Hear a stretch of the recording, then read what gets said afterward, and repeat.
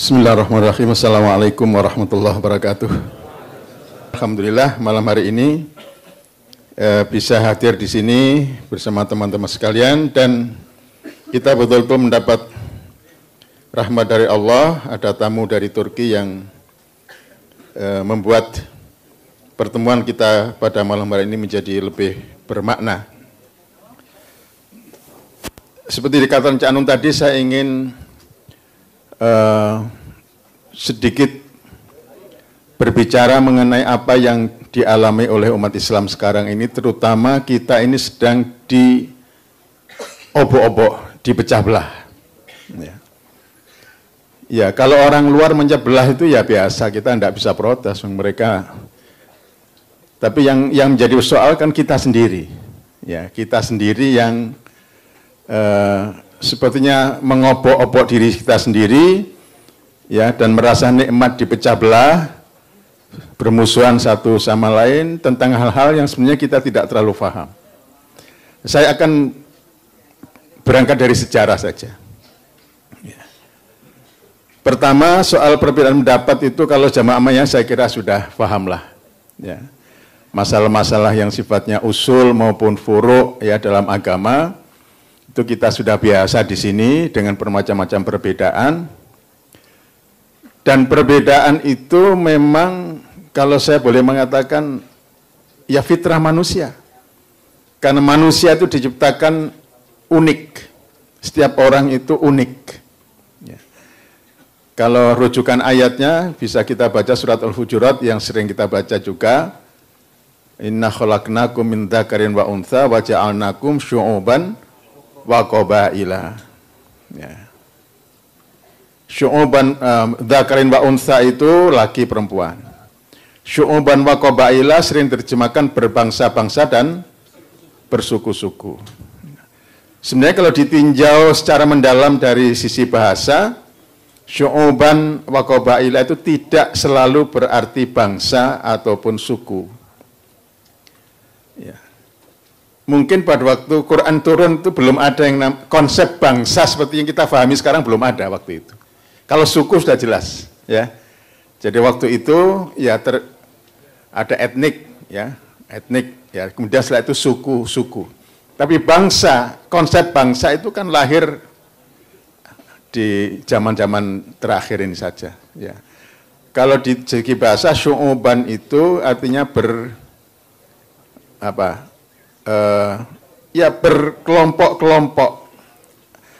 Syu'bah itu boleh dikatakan satu kecenderungan pikiran dan perasaan manusia yang diakibatkan atau yang dibedakan oleh tempat tinggalnya, latar belakangnya, ya, kelompok di mana dia berada, masyarakat di mana dia berada, itulah kemudian timbul syu'uban. Ya. Yang sekarang kita artikan dengan berbangsa-bangsa. Nah, itu alamiah. Jadi pluralitas itu alamiah, fitriyah, ciptaan Allah. Yang sering kita lupakan adalah lanjutan ayat itu. Lita'a, supaya kita saling mengenali. Nah, ini yang kita susah. Ya. Untuk mengenali satu sama lain itu yang susah. Kalau soal perbedaan pendapat di zaman Nabi itu sudah sering terjadi. Ya. Saya kira terlalu panjang kalau saya beri contoh-contoh itu. Saya akan berangkat dari sejarah bahwa di antara umat Islam memang sudah pernah terjadi yang namanya perang saudara. Ya. Kalau saya tidak salah, Pak Nur Somad mohon nanti dikoreksi. Perang saudara pertama itu terjadi pada peristiwa perangnya Sayyidina Ali dan pasukannya melawan pasukan sebelum itu ada Abu Jamal barangkali ya. Ya, Tolha Zubair dan Tolha Ibnu Ubaidillah dan Zubair Ibnu Al-Awam. Plus dengan Ummul Mukminin Aisyah radhiyallahu anha. Di satu pihak melawan Ali bin Abi Thalib. Sebenarnya ini perang kecil ini. Ya, perang kecil. Tapi ada luka. Mengapa? Karena yang berperang itu adalah sahabat-sahabat terkemuka. Yaitu Ali bin Abi Thalib dan pendukungnya melawan Tolhah Abdullah bin Zubair dan kemudian Siti Aisyah. Ya. Dan itu berangkat dari sebuah kesalahpahaman, tapi kemudian diprovokasi. Nah, ini peran provokator selalu ada. Ya, selalu ada. Akhirnya terjadilah perang. Tidak usah kita ceritakan panjang lebar soal perang, tapi yang kita ingin pelajari apa? Dari sejarah itu. Kalau dulu ada perang antara Ali dan sahabat lain, yang kita ambil pelajaran apa? Apa itu harus kita kenang terus?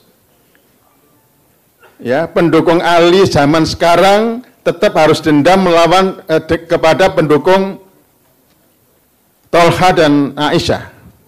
Apa kira-kira begitu pelajaran yang kita ambil? Semestinya tidak. Kalau saya punya bapak saya 15 anaknya, saya Cak Nun dan sebagainya. Bapak saya punya adik, contoh saja ini. Bapak saya konflik dengan adiknya. Terus apa yang dilakukan anak-anak dari bapak saya dan anak-anak dari paman saya? Apakah memelihara konflik ini? Kira-kira? Tentu harusnya tidak. Ya. Tapi yang terjadi pada umat Islam itu dipelihara terus, itu dendam. Konflik itu dipelihara terus. Yang perlu kita ambil pelajaran adalah apa yang dikatakan oleh Sayyidina Ali. Ketika ditanya oleh para pendukungnya, wahai Amirul Mukminin, apakah Tolhah, Zubair, dan Aisyah itu bisa kita sebut sebagai orang munafik? Karena dia sudah memerangi khalifah yang sah, Ali bin Abi Thalib. Ali menjawab, oh, bagaimana kita menyebut mereka munafik? Mereka itu orang-orang yang rajin ibadah, rajin beramal soleh. Jelas mereka bukan munafik. Kalau gitu mereka musyrik. Mereka jauh dari kemusyrikan. Nah, terus siapa mereka itu? Kok memerangi Anda? Jawaban Ali ini yang harus kita ambil pelajaran. Kata Ali, innahum ashabi al-maftununa. Mereka itu adalah saudara-saudaraku yang sedang diuji. Ya. Innahum ikhwani baghaw alayya. Mereka itu adalah saudara-saudaraku yang sedang berontak kepadaku karena tidak setuju dengan apa yang aku lakukan. Tidak ada kata pemusyrikan, pengkafiran, pemunafikan, tidak ada. Setelah perang terjadi, Abdullah bin Zubair terbunuh, Zubair bin Awam terbunuh, kemudian Tolha bin Ubaidillah terbunuh juga. Siti Aisyah diantar oleh Ali dan pasukannya sampai ke Madinah. Ali berpesan, antarkan beliau sampai di kota Madinah, hormati, hargai beliau sebagai Ummul Mukminin. Kemudian dia panggil putra dari Tolha bin Ubaidillah. Kamu ke sini. Lupakan apa yang terjadi antara aku dengan bapakmu. Ya, itu kata Ali. Ya. Saya berharap kepada Allah dan saya yakin saya dan bapakmu nanti akan ada di surga berhadap-hadapan. Kemudian beliau membaca surat Al-Hijr itu. Yang isinya itu Allah sudah menghilangkan rasa benci dan dendam di hati kami, sehingga mereka nanti duduk di surga tinggal di surga berhadap-hadapan. Itulah yang bisa kita ambil, bukan kemudian melestarikan dendam. Nah, itu perang kecil saya katakan tadi ya. Dan itu terjadi, memang sejarah itu mengatakan itu terjadi. Yang lebih besar adalah peristiwa berikutnya. Kalau tadi tahun 36 Hijriah, maka yang berikutnya yang terjadi yang disebut dengan perang Siffin, itu antara pasukan Ali bin Abi Thalib melawan pasukan Muawiyah bin Abi Sufyan tahun 37, jadi setahun kemudian. Ini perang besar. Perang besar. Hijriah itu ya, tahun Hijriah. Yang mungkin ini yang membawa luka yang mendalam. Antara pendukung Ali yang kemudian disebut dengan Syiah dan pendukung Muawiyah. Ya, enggak ada waktu itu, belum ada istilah Sunni Syiah, belum ada waktu itu. Ya, Perang itu juga berakhir dengan as-sulhu, perdamaian sebenarnya. Ya, berakhir meskipun di situ ahli sejarah mengatakan ada sedikit tipu daya dalam perundingan itu. Tapi pada akhirnya sudah selesai perang. Ya. Nah, tapi kemudian orang-orang ekstrim itu tidak rela dengan Ali bin Abi Thalib yang mau berunding, berdamai dengan Muawiyah. Tidak rela. Karena mereka ini musuh bebuyutannya si Muawiyah.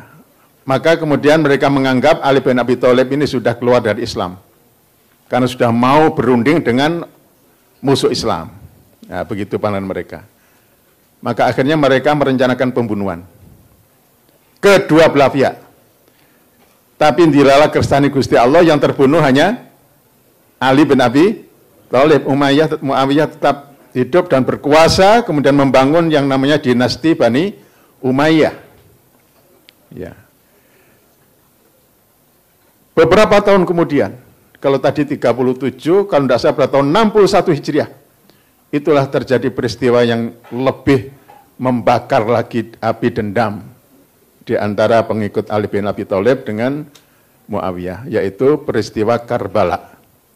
Ya, yang sering kita dengar, di mana Al-Husain bin Ali bin Abi Thalib terbunuh secara kejam. Ya, kalau cerita sejarah macam-macam, benar tidaknya kita wallahu alam. Ada yang mengatakan jasad Ali itu diseret dengan kuda sejauh puluhan kilometer untuk disampaikan kepada Yazid. Ya. Jadi ini yang kemudian menanamkan suatu luka yang sangat dalam di tubuh kedua belah pihak. Apalagi kemudian penguasa pada waktu itu setelah Muawiyah meninggal digantikan oleh anaknya yang namanya Yazid bin Muawiyah. Ini dendamnya kepada Ali bin Abi Thalib itu sudah sampai ke ubun-ubunnya. Puncak dendamnya luar biasa. Sampai dia kemudian mewajibkan setiap khatib Jumat itu menutup khutbahnya dengan caci maki kepada Ali bin Abi Thalib. Wajib. Kalau ada khatib nggak mau itu dipenggal kepalanya. Itu Yazid. Ya. Ini menurut catatan sejarah. Ya. Itu terus berlangsung sampai khalifah ke-6 yang namanya Umar bin Abdul Aziz. Ya. Umar bin Abdul Aziz ini ditanya oleh orang-orang pada waktu itu, bagaimana pendapat Anda tentang perang Siffin? Bagaimana pendapat Anda tentang perang Karbala? Ya. Umar bin Abdul Aziz menjawab, Allah sudah menyelamatkan diriku dari pertumpahan darah itu. Dima'un afaniyallahu minha, katanya. Itu pertumpahan darah yang Allah sudah menyelamatkan aku dari peristiwa itu. Maka aku tidak akan pernah mau mengotori mulutku dengan berbicara mengenai peristiwa berdarah itu. Nah, ini Umar bin Abdul Aziz. Ya. Dia tidak mau lagi bicara soal peristiwa itu karena akan menambah luka. Beliau pilih diam, tidak. Dan Umar bin Abdul Aziz inilah yang kemudian mengubah tradisi. Dari semula sejak Yazid, khatib Jumat harus menutup khutbahnya dengan caci maki kepada Ali bin Abi Thalib. Sejak saat dia tampil sebagai khalifah, dia buat satu dekrit, sejak saat ini tidak boleh ada seorang pun khatib yang mencaci maki Ali bin Abi Thalib dan anak keturunannya. Ya. Kemudian beliau mengganti penutup khutbah itu dengan ayat yang dibaca oleh khatib-khatib sekarang ini. Ya, sekarang banyak nggak baca ya. Ya, tapi khatib-khatib yang tradisional biasanya masih baca. Innallaha ya'muru bil 'adli wal ihsan wa ita'i dzil qurba wa yanha 'anil fahsya'i wal munkari wal baghi ya'idzukum la'allakum. Itu ayat luar biasa itu. Ya. Jadi pilihan Umar bin Abdul Aziz tepat sekali. Nah, sejak saat itulah konflik Sunni Syiah itu menjadi mereda. Ya. Itu, ya. Jadi kenapa kita tidak menjadi Umar bin Abdul Aziz? Ya. Kenapa kita memilih menjadi Yazid? Ya, yang mempertajam konflik, ya, menambah luka di hati. Ya. Nah, ini pelajaran yang bisa kita ambil sebenarnya dari peristiwa itu. Ya. Sekarang ini kan enggak ini. Apalagi kalau kita baca tulisan-tulisan di media sosial itu, waduh sudah, Masya Allah itu. Ya. Ya, itu kenyataan, ya. Jadi, nah sekarang saya mungkin ya, jadi peristiwa Karbala itu begitu apa, menorehkan luka yang sangat mendalam bagi orang-orang Sunni, ya, orang-orang Syiah terutama ya, karena ya Al-Husain bin Ali diperlakukan seperti itu. Meskipun ada sebagian penulis sejarah yang mengatakan sebenarnya tidak sekejam itu perlakuan kepada Husain. Ya ini semua adalah sejarah. Sejarah itu biasanya tergantung kepada siapa yang menulis. Ya. Mungkin itu yang sampai terbawa sampai sekarang. Ya. Konflik di Syria. Ya, ini juga menarik, ada dua ulama besar kelas dunia di zaman yang sekarang ini yang berbeda pandangan. Yang pertama Syekh Yusuf Al-Qaradawi. Yang kedua Syekh Muhammad Said Ramadan Al-Buti. Ya. Al-Qaradawi ini ulama Mesir yang sekarang tinggal di Qatar.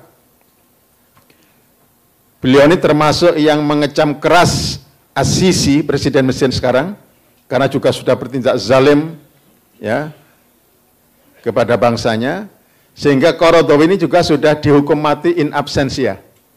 Ya. Tapi dilindungi oleh Qatar. Ya. Kalau Qatar mengembalikan Qaradawi, ya besok dipancung dia, atau digantung. Ya. Menurut Al-Qaradawi, Sisi ini lebih kejam daripada Jamal Abdul Nasir. Yang dulu Jamal sudah menggantung